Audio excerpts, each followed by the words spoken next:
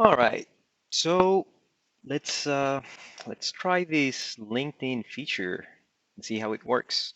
I have something to do here. I need to run a test for an IO-Link device. It's actually an electric actuator. It's an IO-Link device, and I need to set it up on TwinCAT from Beckhoff. So I'm also recording this, so if people wants to, watch the process later on when they have the application, they can do it. But anyways, I guess let's get started here. What I'm gonna do is I'm gonna start by showing you what kind of hardware I have. And for that, I'm gonna switch over to this view so you can see. Um, this is the hardware that I have, and basically this is Beckhoff IPC. I'm not using anything other than the CPU and the TwinCAT, I guess they call it a coupler, or the EtherCAT coupler. So this is the EtherCAT master. Then this is the actuator that I need to set up. As you can see, this is a motor. So it has a motor, an actuator, and then some sort of rod. I have an IO-Link communication cable. This has a power supply to the logic, and I also have an M12 cable for the power of the motor. So that's the motor that I need to get going. Um, Now, from the IPC, I'm communicating over EtherCAT to this module over here. This module is an EtherCAT, let's say, gateway that enables me to add additional modules next to it. Right now, I have only this IO-Link module, and then I have a valve manifold. But here I could have several other devices, actually up to 80 devices. Right now, this is a simple test, so I'm just going to be running IO-Link. Now, this is connected, so just to recap what I have here. IO-Link, this cable is going to the very first port on the IO-Link master. Then this is communicating over EtherCAT to this module, sorry, over a network to this module, and then from EtherCAT or EtherCAT to the IPC from Beckhoff. So that is, in a nutshell, what I have set up in terms of hardware. Now, let's go back and get into the software side of things. So I have TwinCAT open, and bear with me. I don't know how long this is going to take. I'm expecting it to take 20 minutes or so. So you can always watch the recording if you're interested. So I'm going to open TwinCAT here, new project. I'm going to leave this as project 7. Yeah, just like that. And it's going to start loading. Oh, I see Rashid is online. Hi. Thank you for stopping by and watching this test that I'm conducting. By the way, that's a good thing. Let me know if you have any questions or anything that you want to ask. I can try anything that you want right now. I mean, I have this hardware live. So if you have questions about, IO-Link or anything like that, just let me know. Or if you have questions about the hardware that I have set up, just let me know. All right, so I have my project created now. Now the one thing that I need to do is I need to switch to my actual target. So this is the CPU that I have. It's gonna tell me, okay, you're gonna switch from the real-time, I guess, Windows-based TwinCAT to the CPU that I have there. All right, Alejandro, nice seeing you here, man. Nice seeing you. Please don't ask any questions because you're gonna kill me with questions. No, I'm kidding. Ask any questions that you might have. I know Alejandro is a very it's a veteran on the control side, so you'll probably crush me in regards to technology. All right, so I have this set up. I'm gonna scan the devices. Any devices that are connected over EtherCAT are gonna be scanned. This is what I really like about EtherCAT. You just connect everything and then you just do a scan and you can get all of the devices immediately populated on your project. So now I have here EtherCAT. If I open this up, actually, this didn't come in the way that I wanted it to come. Why not?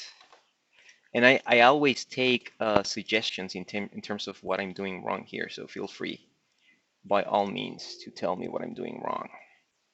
I'm not an expert on TwinCAT by no means. So let's remove this, remove this. Yeah, let me make sure that I have this set right. So choose target system, search, okay. Yeah, I'm gonna change the platform. Let's do a broadcast search for this local connection. All right, that's the one that I want. I don't know if he's gonna give me an error here. I'm gonna remove the secure ADS. I have the default password there. And let's see if it goes through. it gave me an error. Okay, that's fine, I guess. I don't know. I don't know. Let's see. Let's try it again. It's been giving me this error about ADS, and I don't know why. It's get host name by CX32CC55 failed. Okay, maybe I'll see what that error means later on. Let's see if this goes through now. And you know the answer usually. If it doesn't work out, you stop streaming and then you fix your stuff. Actually, I got a dialog here. I'm just gonna scan the EtherCAT one. Okay. Let's see what it's doing.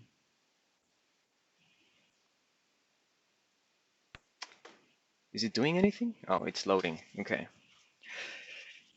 Rashid says, North America Dream Team. Yes. Team North America here, Rashid. So let's see if we can make this work. Oh no, TwinCAT crashed on us. Let's start it up again. I don't know what happened, but you saw that TwinCAT crash there for me.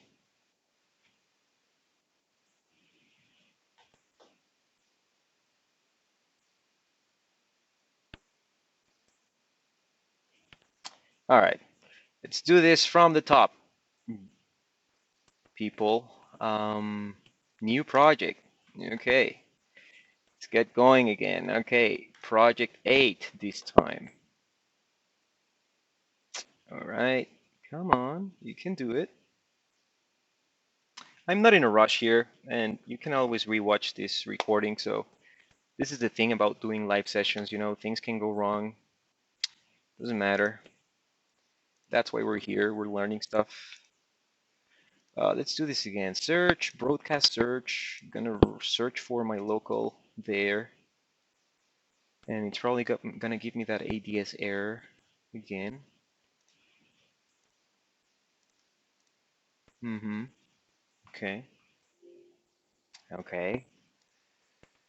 I'm gonna select that one. And I'm gonna switch to that ARM processor there. It did switch apparently. So now let's do the scan again. Yes, okay. And let's see if I get this window. Yeah, this one.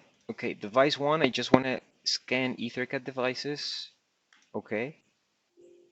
Scan boxes. Okay, now this is looking promising. Yes, I want to scan the boxes.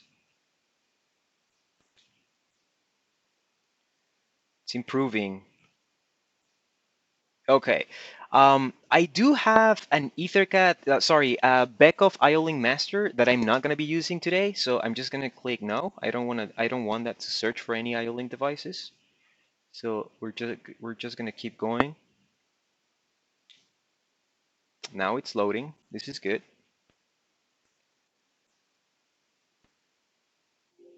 Okay, activate FreeRun, yes. All right, I like this view now because now it's showing me under box 5 that EtherCAT device, right? CPX API ECM12. That is that EtherCAT device that I showed you earlier today. This one over here. That's this one. CPX API ECM12 is this device down here. All right, so that's good. It was identified. Now, if we look under that device, we're going to see a couple of modules. And the very first module is this 4 IO-Link master module with variant 32. What does that variant 32 means? That basically means that it's set for 32 bytes of process data over IO-Link for each port, right? It has 4 ports. Then module 3, I have a valve manifold. Remember that I have these valve manifold down here? So that's also detected automatically, okay? Now, let's make a quick test. If I go, since I'm on free run right now, if I go and expand this module 3 and I open the outputs, let's see if I can switch on this coil. This is the ultimate test for controls people or programmers, you know, whenever you're able to switch something on. So let's do that. And I want to show you. I think you can barely see it here, but I do have a coil on this first one. So that means that I am controlling this device already with the processor. Okay, that's a really good thing. So, all right, I'm going to force or write this to 0 now to switch off that coil, and I can physically see that the coil is off. Perfect. Now, we can also do that same test with the electric actuator that we're trying to set up today. And I'm going to do that by going into the IO-Link module, which is this one that I told you. Now, I'm going to go to the outputs portion. Now, I have 4 ports on that module, and let me show that to you again. If I go here, you can see that I have 4 connections. So I have 1, 2, 3, and then because of the cables, you cannot see the 4th one, but there's a 4th one here. I'm connected to the very first port, which is on TwinCAT is shown as port 0. All right, so I'm gonna go back here.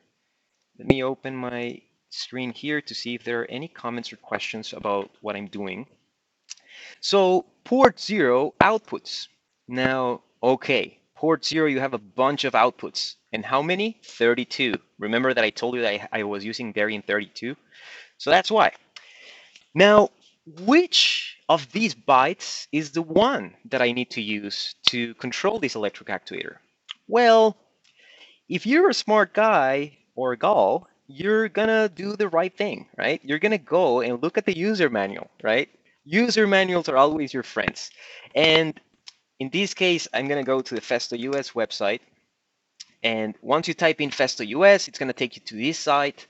And then here you can type in the product number or the product code or the part number that you have. In my case, it's something like this. So I know already the part number. And under expert knowledge, you have these user manuals or application notes that we call. And I'm going to open this one, which I already have open here. I'm going to scroll up so you can see. And this one says IO-Link interface description, simplified motion series. What is simplified motion series? Is that actuator that I showed you, that IO-Link actuator. All right. So I'm going to scroll down here and I'm going to look for process data out. This one here. Process data out. So in IO-Link, usually you have process data, which is the data that is constantly being or cyclically being communicating with your device, which usually, if it's a sensor, for example, like a temperature sensor, it would be the temperature that is cyclically sending to you. In my case, it's going to be a command to move the actuator. For example, extend the actuator or retract the actuator. And that's the process data out. On the process data in, I'm going to get some data like, is the actuator in or retracted, or is the actuator out or extended? So that's what we can see in these two tables. And we can see that this actuator is actually very simple to use. You only have, let's see here, 5 bits of process data that I can use on the inputs that I can see to check if it's in, if it's out, if it's moving, if the device is connected, and there's also an intermediate position. So I can use that here, or I can see that here. And I have similar things on the outputs. I have a command to move out, so that's the first bit. Command to move in, command to move out, clear an error or quit an error, it says here. This bit is not used, and then this is to move intermediate or the intermediate position. All right. So why was I looking at this? Well, I want to test and see if with the raw process data, I'm able to move this device, right? So let's try move in, which would be the bit 0. Okay. So I'm going to go back to TwinCAT. And here, if you read again, not gonna go into the details here, but if you read the user manual or the documentation, it'll tell you that there is some byte swapping going on here between TwinCAT and IO-Link or the IO-Link device. So your first bit is actually swapped, and it's gonna be on the bit 1, not on bit 0. Sorry, byte 0. It's gonna be on byte 1, not on byte 0. So I'm gonna open the outputs on byte 1. And because I wanted to retract, I'm going to write a number 1. Why am I going to write a number 1? Well, let's go back to that PDF, right? I want to move in. This is bit 0. So a decimal value of 1, it's equivalent to a binary value of the very first bit, right? So if I wanted to extend this actuator, what would I write? A decimal value of 2. because now I want to have the second bit on and the first bit off. Okay, let's first start with move in. All right, so right, and actually it's in 0 right now. So let's write a 1. Okay. Oh, yeah, what did I say? What did I say? This is the first bit. So bit 0 is a value of 1, bit 1 is a value of 2. I don't even know if I said that right. Maybe someone can check for me. Um, anyways, bit 0, it's a value of 1, bit 1 is a value of 2, decimal. Okay, I got it now. I got it. I got confused myself confused there for a second.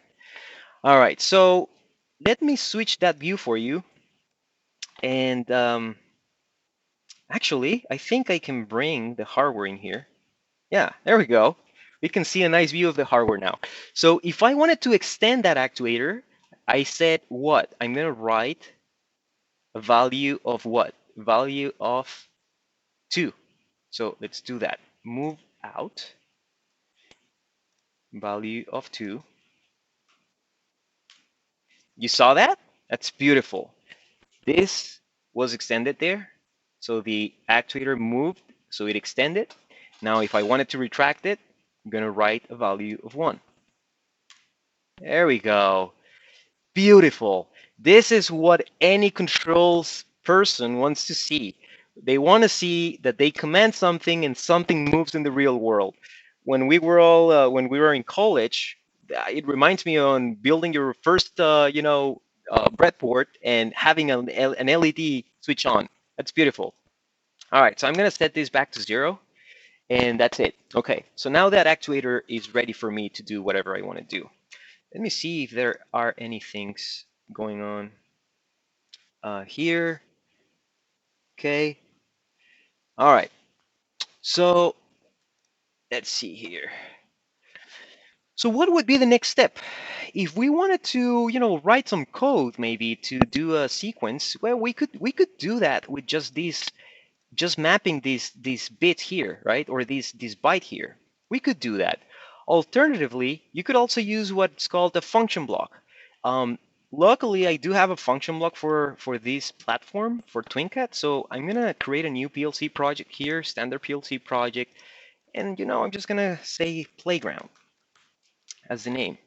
Okay, playground. There we go. Okay, let's see here. Let's see. All right, it's created now. Okay, under my playground on PLC, I have several things here. I have my POUs. I think, if I recall, these are programmable organizational units, if I recall. And this is basically where your programs reside, right? Like this is my main program, and this is in structured text. So this is where I would say, if X bit true, if this is true, then do something, right? Something like that. So that's not what I'm going to do, but I just wanted to show you that that's the POU. And I know that we might have a mix of viewers, professional TwinCAT users, and maybe someone that has never used TwinCAT before, or codices for that matter. So that's how it looks like. Now, under POUs, you can add additional POUs like this. And here you could call this my or SMS underscore control for my simplified motion series actuator. And I could have this as a program created in any of these programming languages. In my case, I'm going to use CFC, or continuous function chart, which is basically using function blocks to program something. You also have your ladder logic. If you want to do ladder, by all means, you can do that. Sequential function chart. I really like SFC a lot for whenever you're doing program control. Like if you have an automatic mode, a manual mode, emergency mode, and so on. I really like doing this, but for now, it's a very simple example. So I'm going to do CFC, SMS control. All right, there we go. So SMS control, remember that I do have to call this program at one point. So I'm going to do SMS control, call that program from here, from my main. because main is running on the PLC task, right? So basically the PLC task is saying, I want you to go into main, look for whatever it's in there, running in there, and then continue executing that. By doing this, I'm just basically telling it, go to SMS control. I could alternatively, instead of calling it here, I could just drag this and put it under the PLC task. I'm not going to do that today. All right, where was I going with this? I was going to add the function blocks, right? So I'm gonna add a library under references.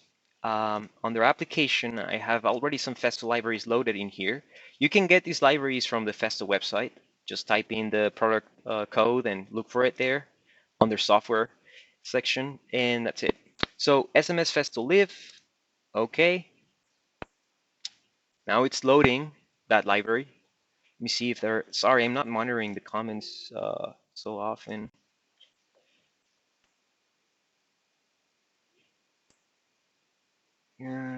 Okay.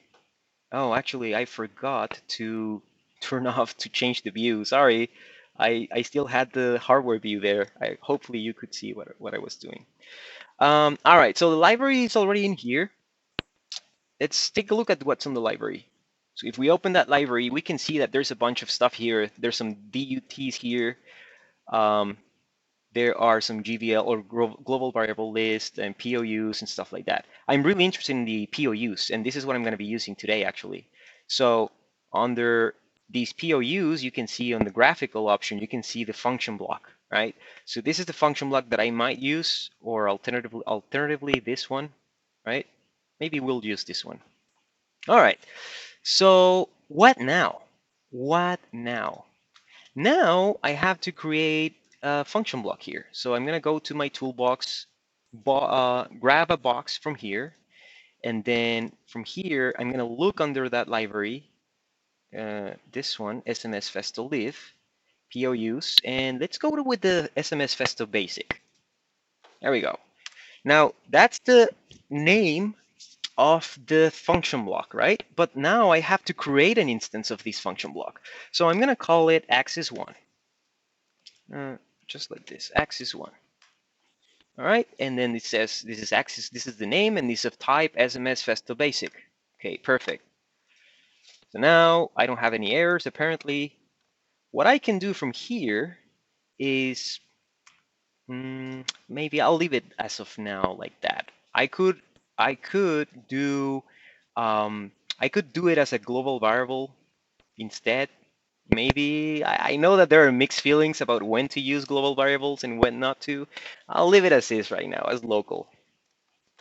All right. So what now? Now I need to link some inputs and outputs, right?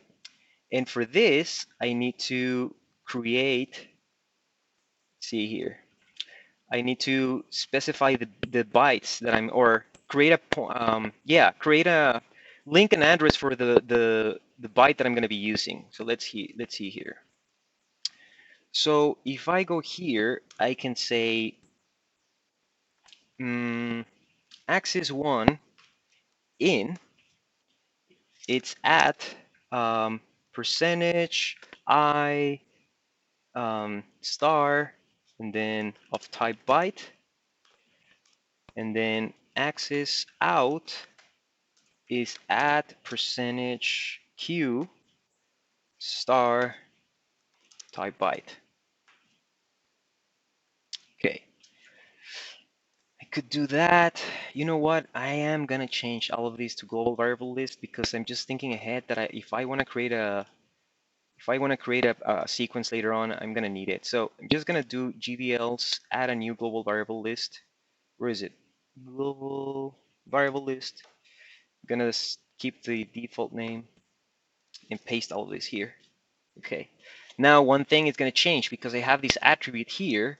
I need to call this axis1 with a prefix of GVL dot something. Where? In here. Because now you can see that this is underlined red. That's because it doesn't recognize this axis1.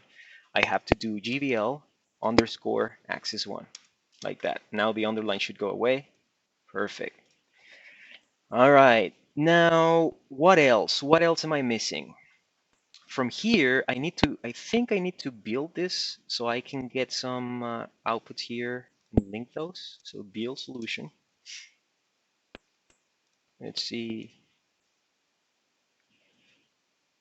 Okay, now it's building the solution. Let's go. Let's go. What? Okay, it's giving me some errors, but those are specifically for the Beckhoff IO link master, which I'm not using today, so I'm not going to worry about that. All right, so it seems like it did what I wanted, which is create these inputs here and outputs here. Okay. What? Axis. Oh, axis out. I didn't do axis one. Axis one out. Okay. Just want to make sure that I don't get myself confused. This is the problem with this. You know, if you don't do it very often, you start creating a mess, and then you're like, why is my code not working? All right. So what now? Now I should have here GVL axis 1 out and GVL axis 1 in. Perfect. So now I need to link these inputs and outputs to what? My process data, right? The raw data that it's coming from through EtherCAT from the IO Link device. So on the inputs here under this module, on the inputs, I'm going to say port 0. Remember that I told you byte 1, not byte 0. Now I'm going to double click on this, and then under variable, under the variable tab, I'm going to click link to, and then select the one that I created, axis 1 in. All right. And then, as you can imagine, I'm going to do the same thing for the outputs. Port 0, byte 1, linked to the axis 1 out. Perfect. This is what I want to see. All right. This is looking good now. So that means I am grabbing the data that's coming from the real world and putting it into what I created on the software side, right? All right. Let's see now. SMS control. Now, why did I do that? Because this function block needs some data coming in, and it's going to get some data out, right? And what is going to be that data? Well, maybe you guess right at this point. It's going to be the data that I created. GVL axis 1 in. These are my inputs. And then the outputs are going to be GVL.axis1 out. Perfect. All right. What else do I need in this case? This function block, and again, if you read the user manual, this function block will tell you that it needs some additional parameters for it to work. For example, this net ID. And this net ID is going to be the net ID of the EtherCAT device. Right? So if I open this and then I go to the EtherCAT tab, this is the net ID that I need. And if I recall, it takes this as a string. So let's see here. If I go back here, and you can see the prefix. This is what I love, and maybe this is a good conversation to have. I don't know if anyone has any comments about this, but this is what I love about using prefixes on the variable names. That I thought this was a string, right? But just by looking at the name, even without putting the cursor on it, I can see, because it's called S net ID, the naming convention that we use here, it says that an S is a string. So now I know that this is a string.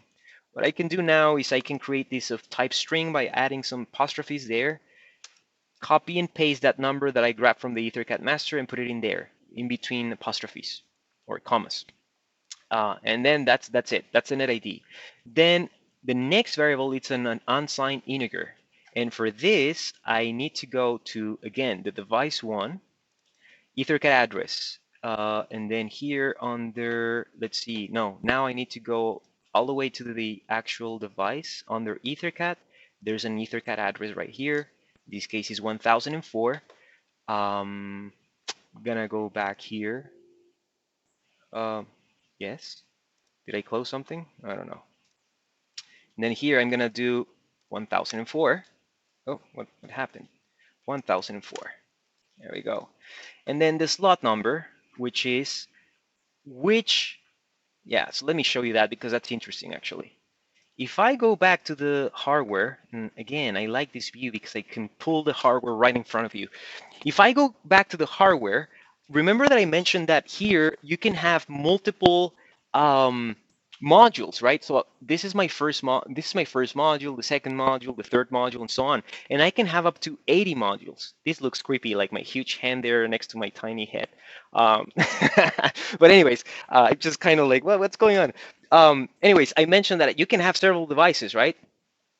I can have up to 80 devices. So by having this slot number, it's telling you, well, what if I had an additional IO link master like this one? Like, what if I had like 5 IO link masters on my network? Well, with this slot number, I'm able to identify which is the one that I want to speak to, right? So that's what's going to happen here. Let me get rid of that view now, like this. Let me check if there are any things here. Okay. So yes, slot number. If we were to look for the slot number, now I gotta see here. Um, double click on, no, double click on this. And then if you go to slots, here it's gonna show you. So this is slot number 1. And if I recall, this is slot number 2. And this is the one that I want. This is the IO link module. The third one would be the valve manifold. And that's not the one that I'm gonna control today. It's the second one. So, okay, we're gonna specify a number 2 here. And then the port. Why a port? Now remember that you're going from the overall to the specific, right? From the general to the specific. So the port is basically, and again, I need to show you the hardware. Not that. I need to show you this view. So remember that on the hardware, I had 4 ports, 1, 2, 3, and 4. Yeah, right? 1, where I'm connected, 2, 3, and 4, the one that you cannot see because of that cable. But there's 4 ports there. So let's go back here. So the port, maybe here I'm gonna do a test because I actually don't remember if it's port 1 or port 0. I'm gonna do port 1 and let's see what it does. What's the worst thing that can happen? It's not gonna work, and then I go back and change it, right? Okay, so what do we need to do now? I think, let me see here. I think that's it. I think that's it. So let's apply this, activate configuration. Maybe I'm missing something. This is the moment of truth. Maybe I'm missing something. We'll find out pretty soon. So now it's activating the configuration. What I think happens here when I click on this little icon on the background is it's sending to the CPU or I guess the TwinCAT controller is sending everything that I have on the project, like the hardware configuration and maybe the software configuration as well. It's probably like a download. I'll actually might be just the hardware configuration or overall configuration, but maybe not the codices project, because I remember that then I have to log in here. Okay, I'm missing some licenses, so I need to generate a trial license here. HCR, what? N. Okay. Restart TwinCAT in run mode. Okay. I think it's going. It's doing something. Okay. So now it's green. This is what we want to see. It's running here on the background, on the bottom as well. And now I'm gonna download my project. Log in. Yeah, there's no application, so I'm going to download my application. That's what I meant. You know, now it's downloading the Codices application.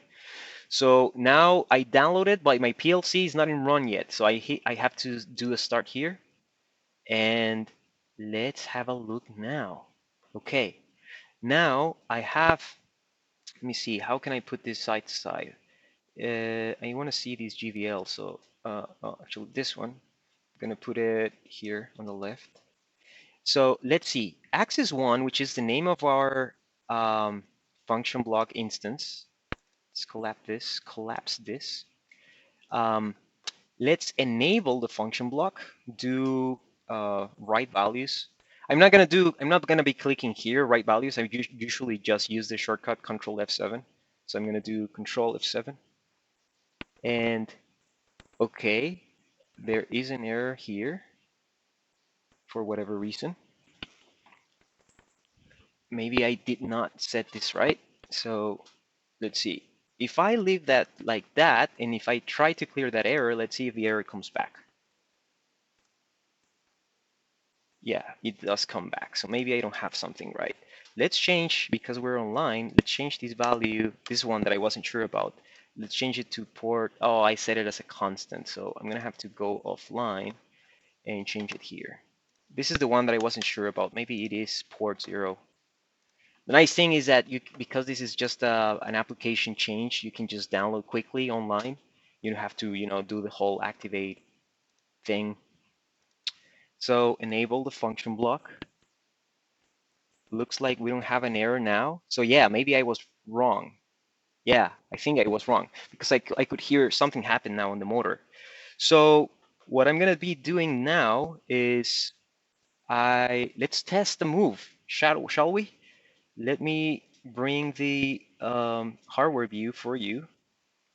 And actually, I'm gonna make this view smaller so you can just barely see the actuator there. Should we put it over here? Yeah, like that. Hold on. Let me crop this a little bit more for you. You should see the. I like this. I like this because now you can see the actuator there. Actually, you see the actuator here on the left. That's pretty cool. Okay, so if I wanted to move this, I'm gonna power the actuator. Okay, power the actuator. And then let's see if I have everything right here. Let's do a move in. Oh, actually, it's in right now. So let's do a move out. Yes, it did move, but it moved just a tiny little bit. Why? I'm going to move in so you can see. Move in. Did you see the piston rod there move? I'm going to move it out, and you're going to see it moves very, very like a small increment there. Now, you saw that? Okay. Why is that? It is because we didn't change the positions, right? So you see the start, so hold on, the end position right now is set to 10, which it's a very small, um, distance. I believe it should be 500, which would be 50 millimeters, 50.0 millimeters. Actually, no, this is real, so it should be 50.0. Let's see. 50.0, okay. And then I'm not going to go into details here. What's the press position unless you want me to. You can type it there on the chat. Let me open the chat in case that you want to see that. I can explain that. But for now, I'm just going to change it to 50. And I'm also going to change the intermediate position to 25. So that, by the way, I didn't explain that. The actuator that I have, that's a 50 millimeter stroke. Hold on, is it 50? Yeah, it's 50 millimeter stroke. Let me see if I didn't move it out of the way. No, you should still see it. So it is a 50 millimeter stroke. That's why I set the end position to 50 right here. Now, press position, I said that I can explain it if you want me to. Intermediate position is basically intermediate position. So I'm just going to do it at 25, but that could be any position that you wanted to. So I'm going to do Control F7 again. And now I'm going to do, okay, let's try this again. Move in. It did. Hold on. Did it move? It's just that there's a delay here. Okay, it did move. Move out. There we go. Now it did move all the way out. Perfect. Now if I move intermediate, 25 millimeters. Beautiful. I like that. I really like that. Move in. All right. So you can see that it's moving at a certain speed both ways, right? What if I wanted to change the speed? Well, now you have speed out, speed in, and force. I'm going to change speed out. What is this value? 1. If you read the user manual, it says there that 1 is equivalent to 10% of the speed. So this is a percentage, right? And 1 is equivalent to 10%. So I'm going to do 10, which would be 100% of the speed on the move out. And now, oh, hold on. I gotta Oh, I did 100. It should be 10.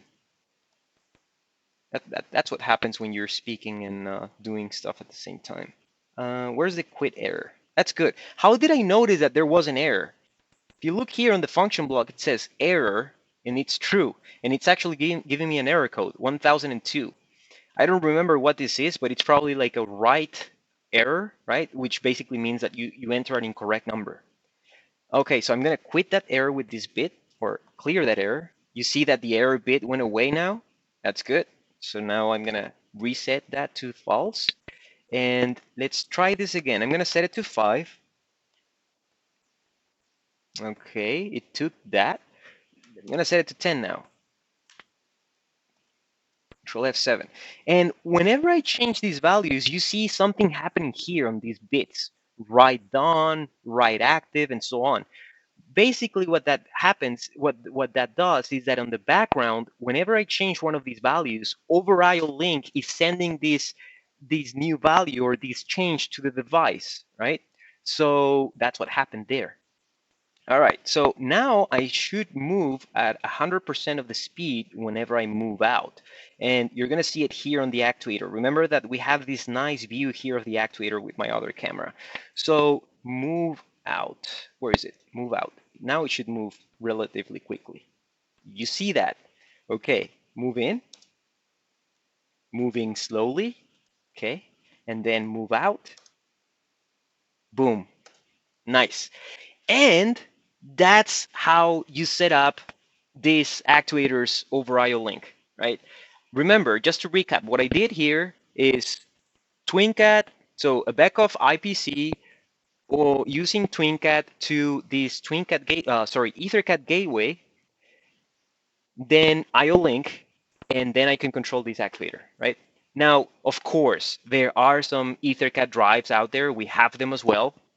But this one is an IO link drive that you can command with any IO link master. It doesn't have to be an EtherCAT master. It can be an Ethernet IP or Profinet or whatever has IO link on it. That's the nice thing about IO link. That's because it's a standard. It's standardized across multiple vendors. You can use it with whomever. What else? What else am I missing? Let me check if there are any comments here. Thank you all that are watching this. I actually wasn't expecting people to show up. I was just, testing the live thing and recording this as well, so I can post it on YouTube for people needing to know how to set this up in the future. And yeah, maybe I'll do another live, and then I'll show, maybe together we'll write a little sequence on, doing an extend retract in some conditions, and maybe we'll introduce the press function. But yeah, we'll leave that for another day. Yeah, with that, thank you all for watching. I think there were no questions, open questions here. I appreciate the kind words from everyone. I'll see you in the next one. Maybe later this week I'll do that other session so we can all program this thing to do something. All right? Bye-bye.